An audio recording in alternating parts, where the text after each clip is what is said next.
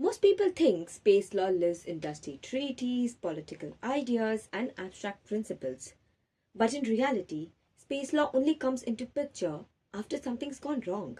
Maybe a collision, a loss, a dispute, or maybe just something which we're not even ready for. And that silent gap between innovation and delayed responsibility just creates some risk, or it just accumulates risk just for like all the companies, firms, and the missions. So, in today's video, I'm going to talk to you about what actually affects the missions. Not in theory, not in textbook, but in practice and where it counts. There's a popular belief that space law either slows down innovation or simply hasn't caught up with technology. Both are convincing, but both are incomplete. So basically, space law was never meant to manage the day to day operations. It was not meant to give engineers a guide of how to build a satellite or a company that how do you want to run the mission. Basically, all it was meant to do is to get something more fundamental and to prevent conflicts, assign responsibility, and to protect the long term missions and interests beyond Earth. I know all of this makes more sense today and it matters more today than ever before. Here's where things get interesting. Space law doesn't intervene at launch, but it intervenes after the consequences appear. When a satellite interferes with another system, or when the debris create cascading effects, or when autonomous decisions raise questions no humans approved in real time. And here's the part most commercial actors underestimate. Responsibility in space rarely stops with the company.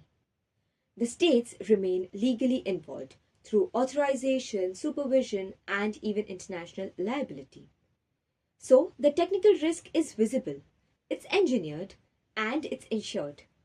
But the legal and the governance risk, it's slower and quieter. And often it's ignored until it becomes unavoidable.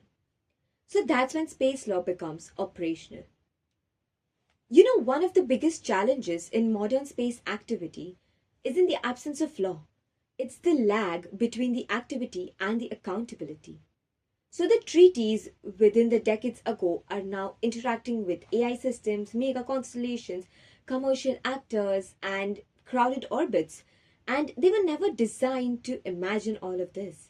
So that doesn't make space law irrelevant. It makes interpretation, governance, and policy choices strategic. And that's where Astrolegal fits.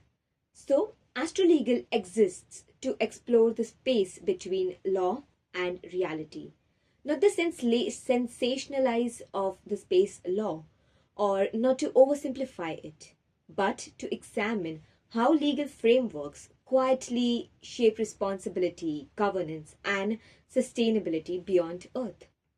So, as space becomes more commercial, more automated, and more crowded, law stops being abstract and starts influencing who bears risk, who answers for the harm, and who shapes the future. So, the space law doesn't slow down missions. It decides what happens after the mission succeeds or fails. And that's what Astrolegal is here to examine.